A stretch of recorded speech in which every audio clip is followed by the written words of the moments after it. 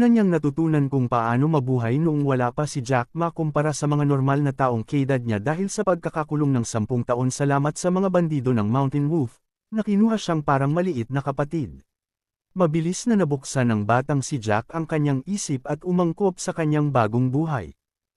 Ang kanyang pang-araw-araw na buhay ay karaniwang perpekto. Siyempre, hindi naging maayos ang bawat araw.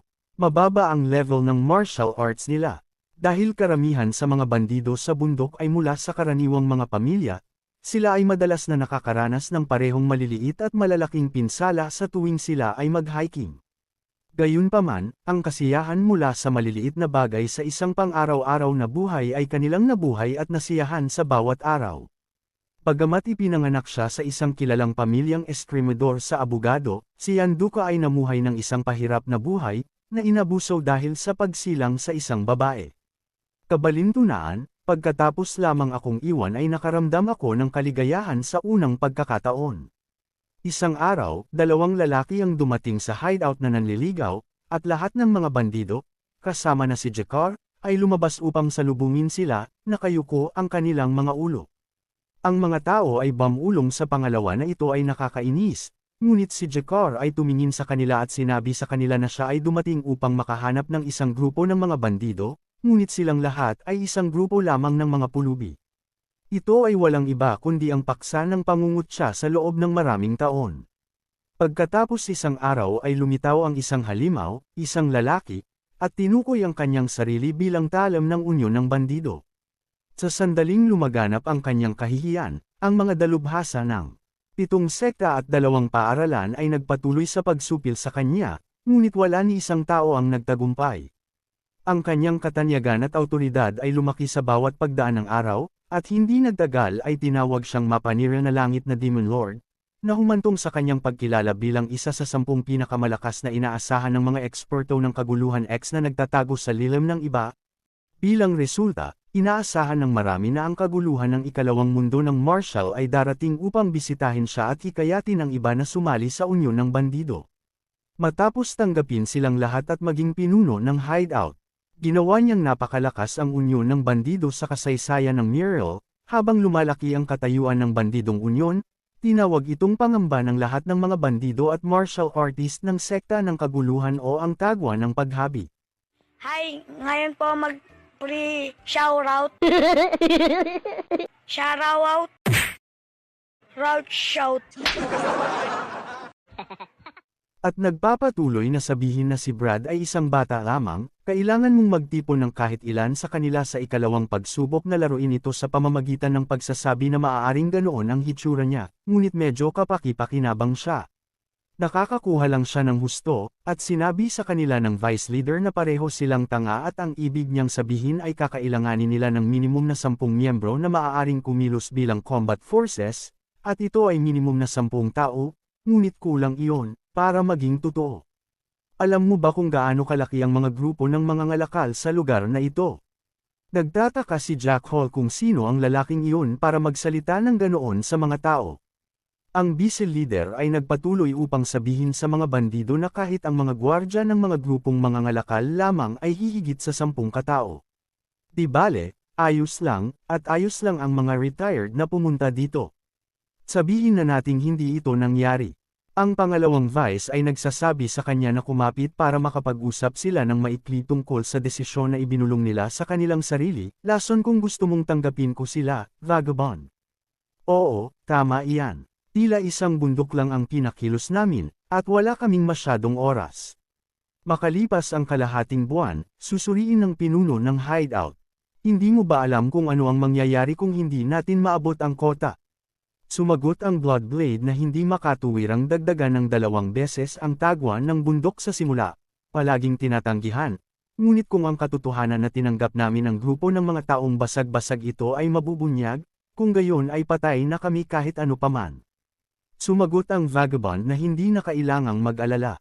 Hindi mo ba sinabi na ang laki ng mga grupo ng mga ngalakal sa paligid ng lugar na ito ay napakalaki? Gaya ng sinabi mo, ang dahilan kung bakit walang mga tagwan sa bundok sa paligid ng lalawigan ng Henan ay dahil naghahati-hati ng kapangyarihan ang malalaking grupo ng mga ngalakal dito. Ang pagpapanatili ng tagwan ng bundok dito ay magiging mahirap kahit para sa amin. Ang tagwan ng bundok na si Debbie ay lalamunan at mawawala dahil sa mga grupo ng mga ngalakal. Saan ang ebidensya ng mga taong ito na naninirahan dito ay lason ng dugo blade, nagyayelong mga palaboy. Ang kailangan lang nating gawin ay punan ang kota. Ang dalawang vice-leader ng mga bandidong Debbie ay tumingin sa mga bandidong Huifeng at tinanggap sila bilang mga miyembro ng Unyon ng Bandido, na nag-iiwan ng pagkagulat sa mukha ng tao dahil hindi niya inaasahan na tatanggapin siya sa Unyon ng Bandido.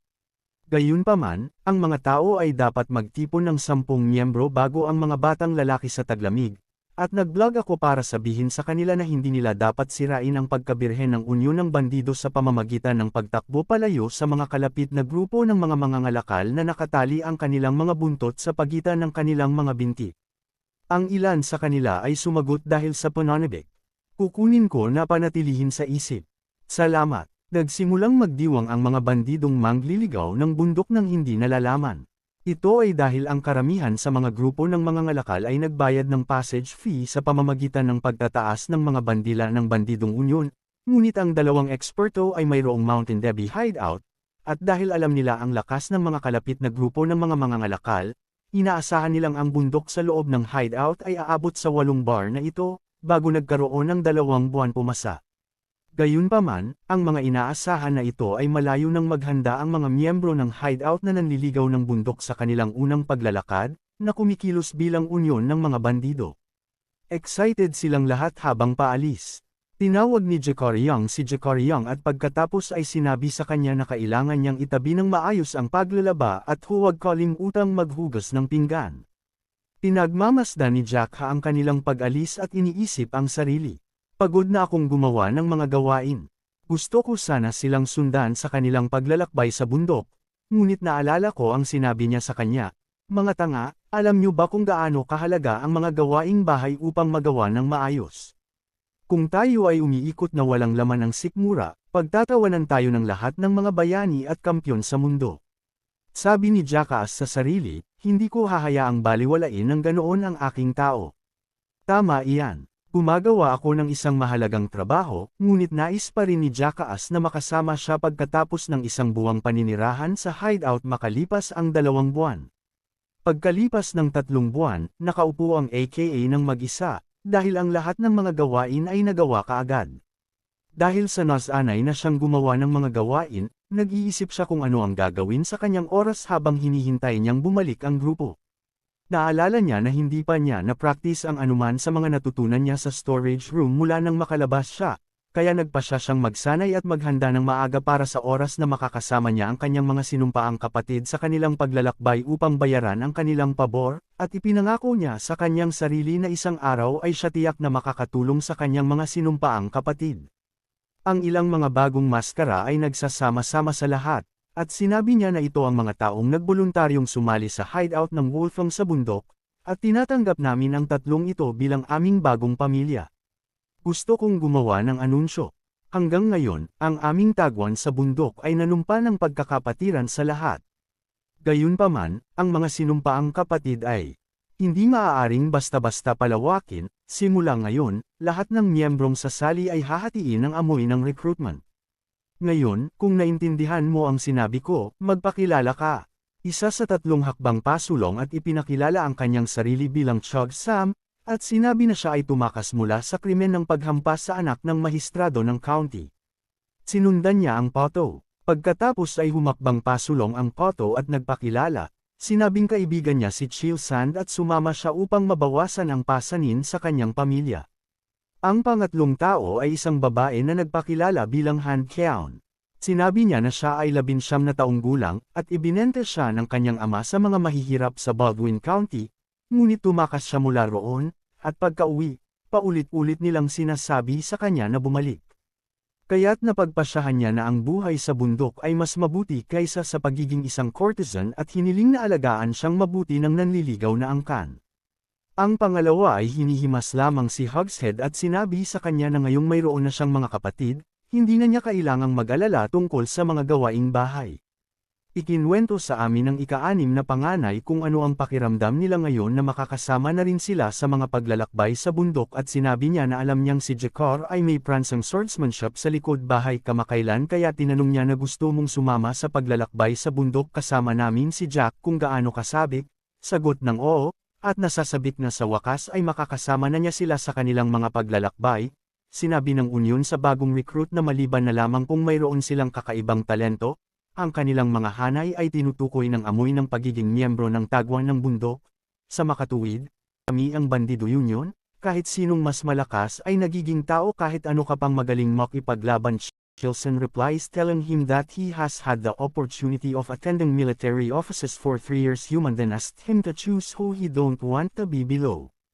At kung matalo niya ang sinumang pipiliin niya, pagkatapos ay itataas siya sa ranggo ng taong natalo sa mga kalasag at pipili kay Jackass ang kanyang kalaban at sinabing kakaiba para sa kanya na isaalang-alang ang Jackass ang kanyang nakatatandang tao ay inaabuso ang Jackass kung pananatilihin niya ang kanyang ranggo sa pamamagitan ng nakikipaglaban kay Johnson, o maliban sa madyay ng nakababatang kapatid na lalaki kay Chilson. Jack ay isinasaalang-alang ang sitwasyon at naisip kung iiwasan ko ang labanan dito. Maaaring hindi ako makasama sa kanila sa mga paglalakbay sa bundok, ngunit determinado si Jakar na pumunta sa mga trailer ng bundok, kaya pinili niyang labanan ang parehong Yunem sa ang pangalawang pagkabigla na talagang pinili ni Jakar upang labanan at tanungin si Jakar kung magiging okay ba siya, dahil malinaw na si Shoxan ay may karanasan sa pakikipaglaban ng tao at pagkatapos ay sabihin sa pangalawa na iwanan si Jakar ng mag-isa dahil sa tingin niya ay magiging kawili-wili ito. Kaya ibinalita niya na ngayon ay mag-aaway kayong dalawa, at ang matatalo ay magiging nakababatang kapatid na walang pasubali. Sinabi sa amin ni Jolson na hindi siya magiging madali sa kanya sa isang laban. Sapat na ang sagot ni Jack Hall sa kalokohan para mapangiti ang mga sinumpaang kapatid na mainit lang dahil sapat na sa katarantaduhan ng isang pariralang karaniwang ginagamit ng mga tao, at ipinagmamalaki nila na ang bata ay hindi natatakot sa lahat. She will say in his speech that he is acting so cocky but don't mind right now dahil iniisip niya na kung pwede lang siyang maging sworn brother sa pamamagitan ng pagkatalo kay Jakar, then that's a piece of cake. Siya ay sumigaw habang siya ay bumulusok pasulong, pasensya na, ngunit kailangan mong matalo sa isang hampas na ito. Madaling napansin ni Jakar ang kanyang pag-atake, at sa isang mabilis na paggalaw, siya ay nanlamig. Inakala ni Sanders na may hawak siyang talam ngunit hindi siya nataman. Napakabilis ng paggalaw ni Jolson kaya hindi nakita ni Chelsea ang nangyari at mabilis niyang napagtanto na siya nga nakikipaglaban ng walang sandata. Pagkatapos ay mabilis niyang hinampas muli ang Chicago, sumisigaw, nagulat ka sa akin, ikaw na maliit na brat. Isang malakas na suntok ang ginawa niya sa mukha ng baka.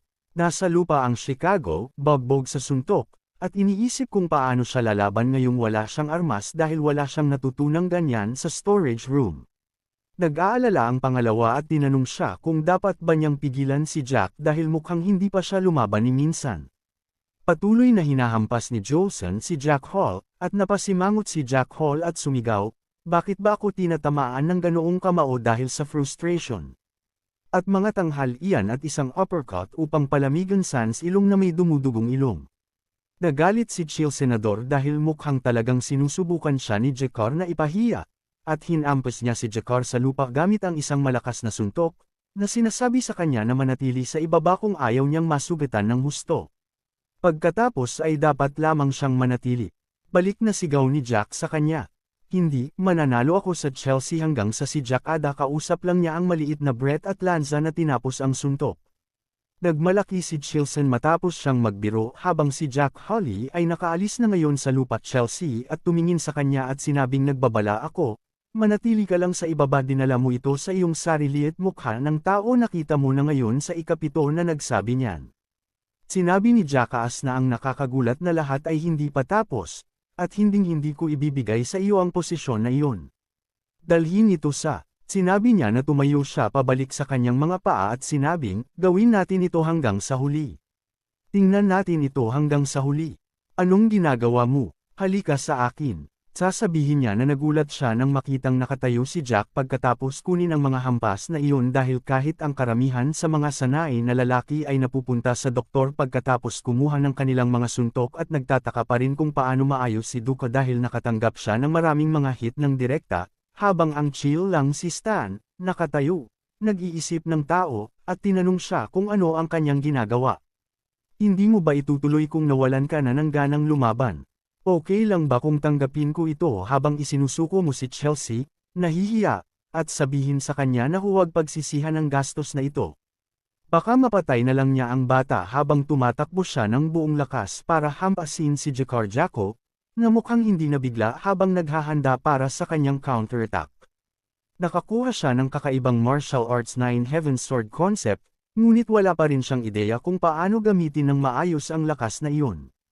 Dahil doon, hindi niya napagtanto na siya ay malakas, handa siyang maglakbay sa mga bundok, at ang kanyang pagnanais na manalo ay sapat na upang mabuksan ang Nine Heavens na natipo ni kay Jacko habang nakakulong sa loob ng 10 taon.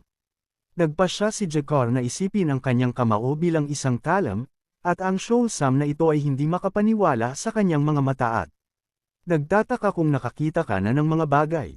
Naghatid si Jakar ng napakabilis at malakas na suntok sa bituka ni Wilson, na nagpalabas sa kanya ng dugo at nawala ng malay, Sandy, ngunit hindi ito napagtanto ni Jakar at naisip na ang tama ay hindi gumana sa paraang gusto niya at marahil ay, gumagana dahil hindi ito espada. Sa pangalawang pagkakataon Jill Street, bumagsak sa lupa at nawala ng lamig, na ikinataranta at ikinatuwa ni Augustine kasabay nito. Ang pangalawa ay tungkol sa pagsasabi sa kanya na pigilan si Jakar, ngunit nakita na lang ng lahat na bumagsak si Chill Senador sa lupa. Namangha ang lahat dahil napakabilis ng Geocosmic.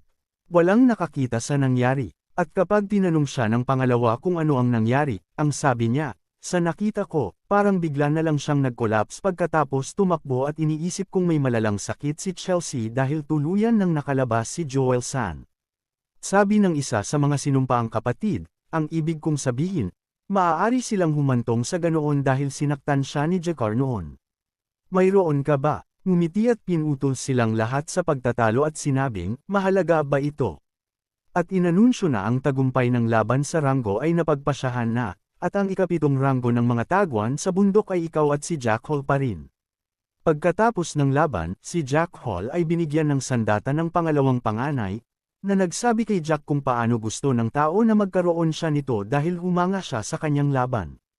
Ipinaalam ng pangalawa kay Duke na maaari rin siyang sumali sa mga paglalakbay sa bundok simula bukas. Tuwang-tuwang pinasalamatan siya ni Jack Hall at nangakong magsusumikap. Ang pangalawa, pinunasan niya ang kanyang lalamunan at sinabihan si Docker na hawakan ang kanyang mga kabayo. Masarap daw maging puno ng espiritu, pero iba talaga ang santukan. Kung hahayaan mong kainin ka ng iyong pagnanasa, mapuputol ka ng talim bago mo ito malaman. Nanalo ka lang kasi fist fight, pero namatay ka sana ng mahigit 100 beses kung sword fight. Ang pangalawang sigaw na katahimikan ituturo ko sa iyo ang exorcism sword technique, pero mahihirapan ka pa rin dahil first time mong mag-aral ng sword technique. Kinabukasan, nakita namin ang isang mangangalakal at ang kanyang mga tropa na dumaan habang ini-escort ng ilang mandirigma at isang bihasang martial artist.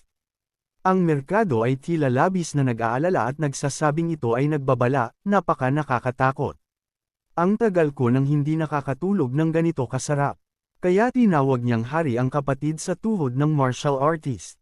Hindi ko maiwasang mag-alala, karaniwang spot on ang gut feeling ko.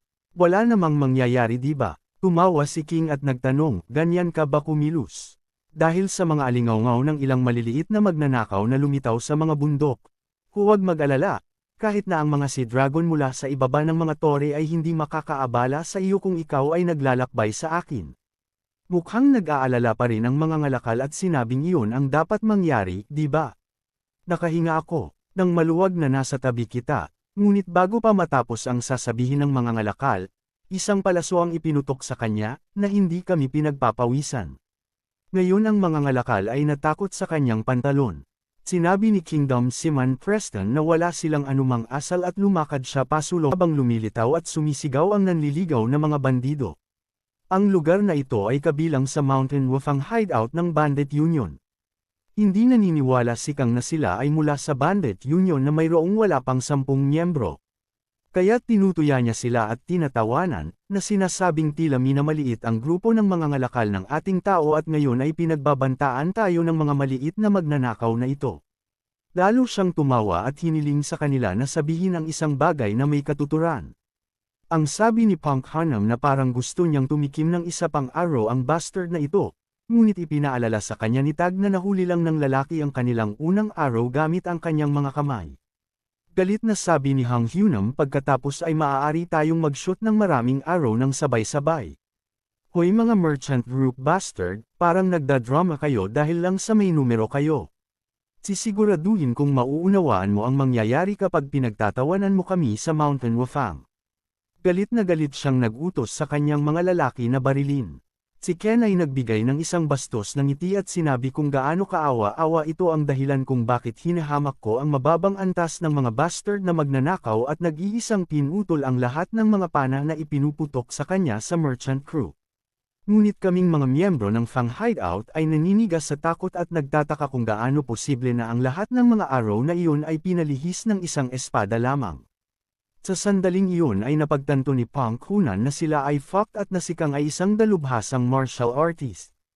Galit na galit si Ken at tinawag silang mga bastos na mas masahol pa sa mga parasito. Mamamatay kayong lahat sa mga kamay ng King Moody Oxco at utusan ng mga gwardya na paalisin sila. Si Hang Hunan, na natakot, ay nagsabi sa lahat na ilabas ito na lahat sila ay mamamatay pa rin. Kung ipapakita nila sa mga gwardya ang kanilang likuran, ano ang gagawin natin? Hiniling nila sa kanya na ipaalam sa kanila na tumakbo habang kinukuha niya ang atensyon ng mga gwardya ngunit bago niya matapos ang kanyang pahayag, humakbang pasulong si Jack ngunit ang lahat ay natatakot para sa kanyang buhay at sinusubukang tawagan siya pabalik. Ngunit hindi niya pinansin ang mga ito at tumayo sa harap ng lahat. Si Kang ay tumawa ng husto nang makita si Jack at sinabing, "Kayong mga ganid, sinusubukan mong tumakbo sa pamamagitan ng paggamit ng batang ito bilang isang kalasag at nagsasabi rin ng hey kaawa-awang mga bastard. Sa tingin mo ay hindi alam na mabibigyan ka ni Brat ng oras." Mukhang walang pakialam si Jack sa sinasabi ni Kang at sa totoo lang may problema ka ngayon sa mukha niya, sagot ni Kang. "Ano ang nasa tamang pag-iisip mo? Kayo ang may problema Brat, sagot ni Chokha. Ito ang sabi ng kuya namin sa bundok na nagwaf no one dare laugh at us." Parehong iniisip ni Natak at Hunan na si Chokha ay nabaliw at pareho nilang iniisip na pigilan siya bago niya ay provoke si King further. Si Kang ay nabigla at nagtanong sa bata, "Dapat ko bang sabihin na sila ay walang takot o sila ay tanga?" Kaya siya sumisigaw, "Hoy bata, ako, si Ken Madyak ng Merchant Group, ay hindi magiging madali sa iyo dahil bata ka. Kung magsisi ka sa iyong mga pagkakamali, maaari pa rin kitang mabuhay," sagot ni Chucky. "Puno ka ng kalokohan. Napakalakas ng bibig mo para sa isang lalaking malapit ng bugbugin hanggang mamatay." Sinimulan na siyang sisihin ni Tak sa inasal ni Yoka. "Tingnan ang gulo na ginawa mo sa pagtuturo sa mga bata ng mga kakaibang bagay," tugon ni Human, na sinasabing hindi niya alam na magiging ganito ang mangyayari. Galit na galit si Ken at galit na sigaw nitong Brat na hanggang tenga pa rin. "Ikaw ang humiling nito." Tumakbo siya patungo kay Juka at bumulusok sa Eresa. Isang kapansin-pansing posisyon, kumain ng isang mabilis na slash, at sa lahat ng naruroon, tila hindi gumalaw si Yoka. "So Hyunam," sigaw ni Yoka.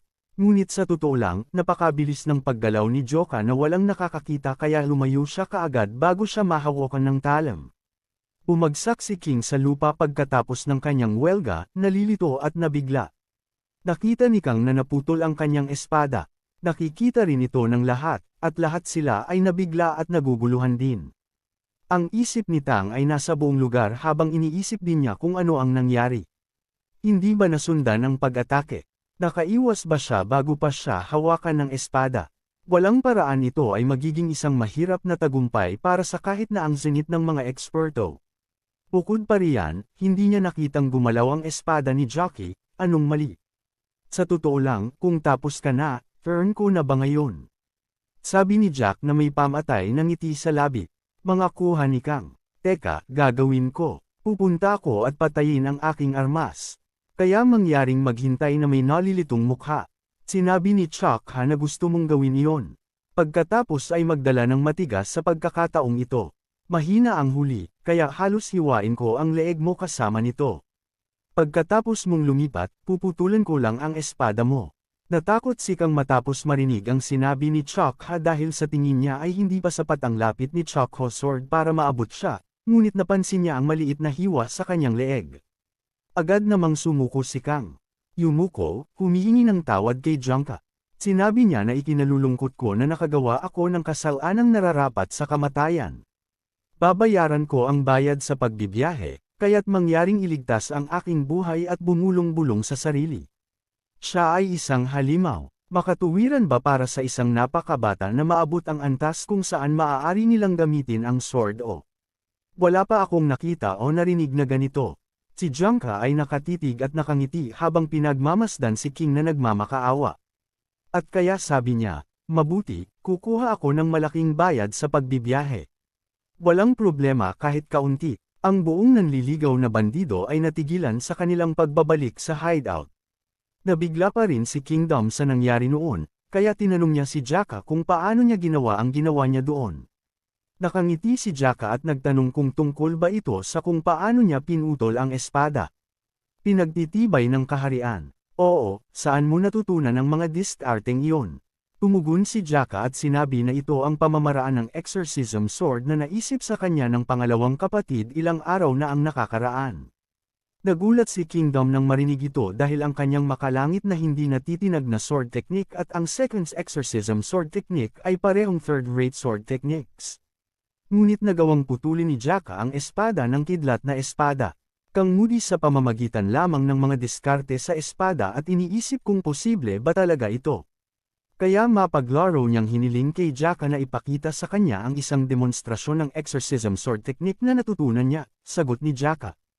Siyempre, si Kuya sa Mountain Wolfing Hideout, lahat ay nanunood habang ipinapakita ni Juka ang mga galaw.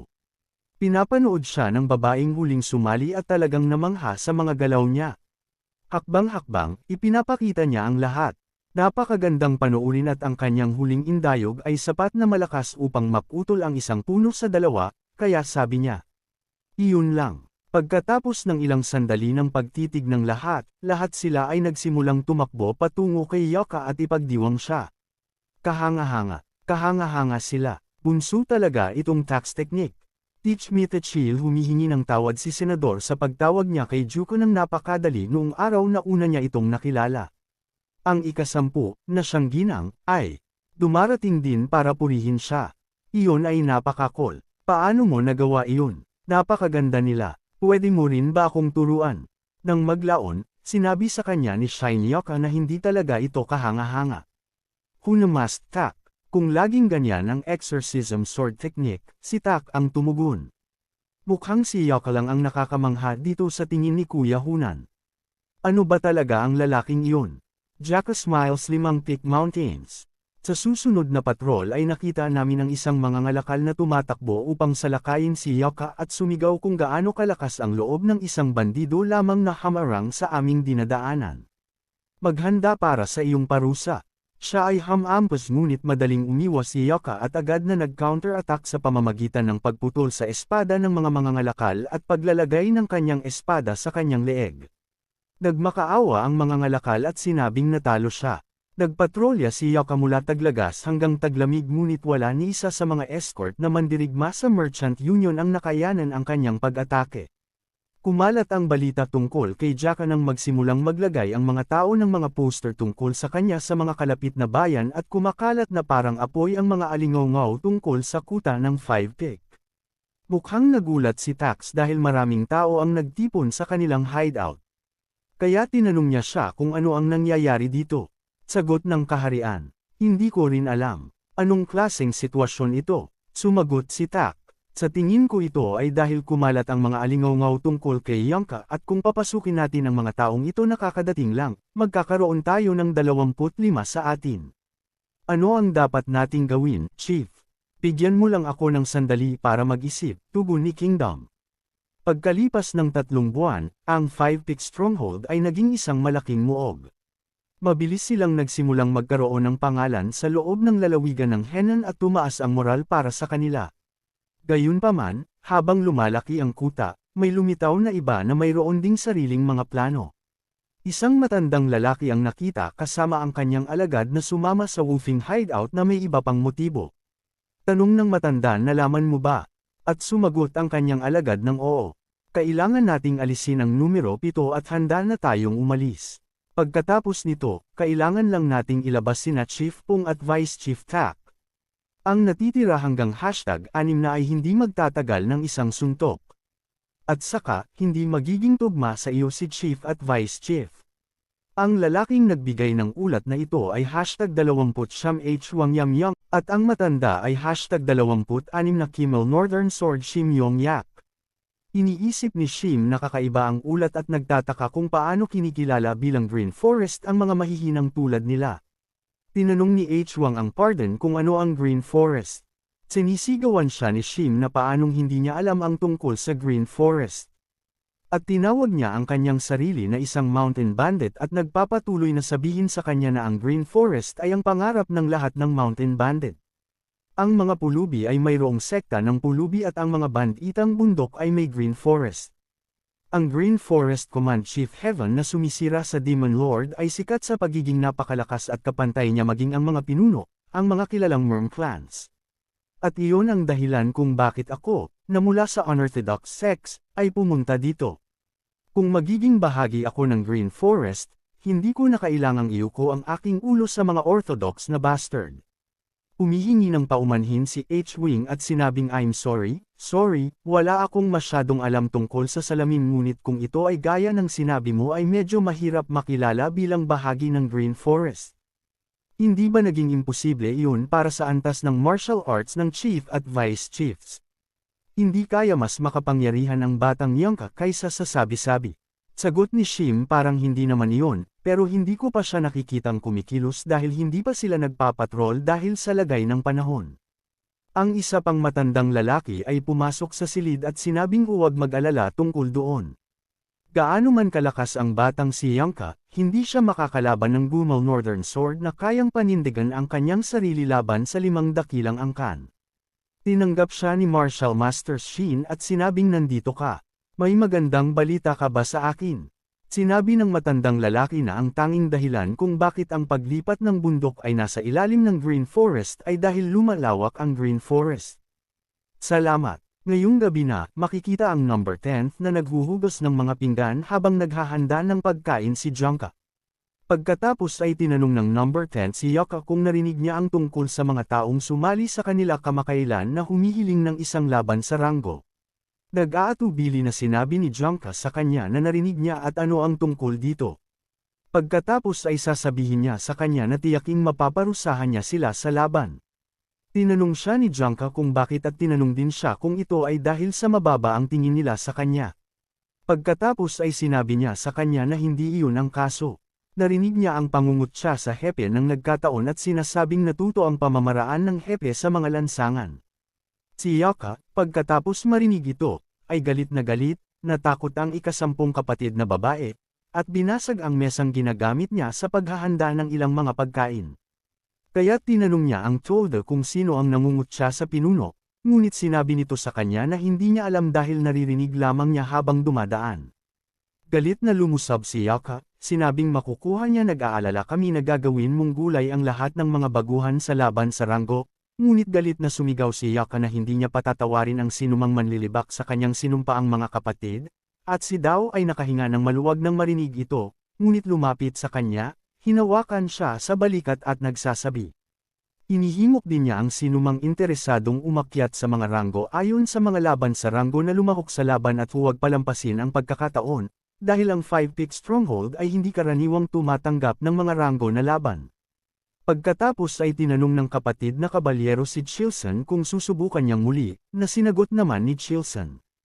Baliw ka ba? Hindi ko na ulit susubukan.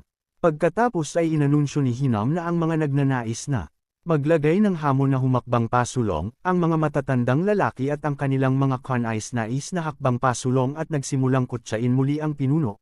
Tinawag siya at walang sinuman na may malakas na boses ang nalilito sa kanya, ngunit nagpatuloy sa pagtatanong kung ang 5 taong ito ang tanging naghahaman-meren sila. Ipinagpatuloy niya ang anunsyo at sinabi na maaari nilang piliin kung sino ang gusto nilang labanan at makuha ang kanilang ranggo, ngunit simula sa numero 7 pataas, dapat nilang labanan ang bawat isa sa kanila ayon sa pagkakasunod-sunod. Idinagdag din niya na ang tunggalian ay magpapatuloy ng patas at ang mga resulta ay tatanggapin ng walang reklamo, at ngayon ay hinihiling sa kanila na sabihin sa kanya kung sino ang gusto nilang labanan. Sinabihan siya ni Janka na siguraduhin hindi niya iyon pagsisisihan at tatapusin siya ng isang strike lang. Ibinigay niya ang natitira sa isang nakamamatay na tingin at sinabing susunod na pagtanto ng magkabilang elder na si Janka ay mas malakas kaysa sa inaakala nila dahil pinaalis lang niya ang 3 sa kanilang mga alagad ng hindi pinagpapawisan. Tinanong sila ni Janka kung ano ang kanilang ginagawa at tinanong sila kung ayaw na nilang lumaban. Sinabi sa kanya ni Shin na bigyan sila ng kaunting oras upang magpasya kung sino ang mas mataas at may ranggo sa pagitan nila at sinabihan sila ni Joka na gawin ang anumang gusto nila at umakyat. Ang pangalawang matanda ay nag-iisip na si Janka ay isang fucking brat na naging napakamayabang, ngunit kinikilala din ang katotohanan na ang bata ay malakas at planong gumamit ng isang lihim na hakbang laban kay Janka. Habang siya ay humakbang pasulong, naglabas siya ng isang handfan at ipinakilala ang kanyang sarili bilang pick child at sinabing hindi siya gagamit ng espada laban sa isang taong nasa Hashin ay nag-iisip muna bago sumagot dahil ngayon lang niya nasaksihan ang pagkatalo ni Yaka kay Pick ng napakadali, at siya ay mas malakas din kaysa sabi ng chismis. Habang nasa isip pa rin si Shim, kinaladkad ni Janka ang kanyang espada sa sahig at dahan-daw ang naglakad patungo kay Shim. Sigaw ni Shim, nakikiusap kay Janka na maghintay, at sinabing wala siyang balak na magpatuloy. Pagkatapos ay sinabi niya na mahirap matukoy kung sino ang mas malakas sa pagitan niya at ni Bitgail, ngunit gayunpaman, hindi niya iniisip na kailangan niyang lumaban. Galit na sabi ni Janka, "Hoy matandang umutot, sear this into your mind kung maglakas loob kang makipaglokohan ulit sa mga kapatid ko, mamamatay ka sa susunod. Kunin mo na," sa isip ni Shim. Nakakahiya ito, at hindi lang iyon, informal din siyang nagsasalita ni Janka. Ang kanyang pag-iisip ay naputol ni Ham, na tumawa sa kanya at sinabi sa kanya na nakuha nila ang nararapat sa kanila. At hindi pa rin makapaniwala si Shim na kailangan niyang pagsilbihan ang hepe at ang kanyang bisyo bilang kanyang superior dahil sa tingin niya ay pareho silang tanga.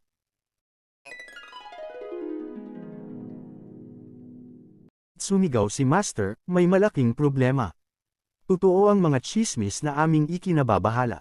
Pagkatapos ay sinabi niya sa kanyang guro na bumalik si Shim Yong sa Big Geo. "Pareho kaming nakikitang lumalabas sa 5-pick stronghold ngayon, ngunit mukhang hindi nag-aalala ang kanyang master." Salamat sa panonood! Huwag kalimutan mag-subscribe, like, comment, at share para lagi kayong updated sa mga i-upload naming mga videos. Kita-kits sa next videos mga idolo!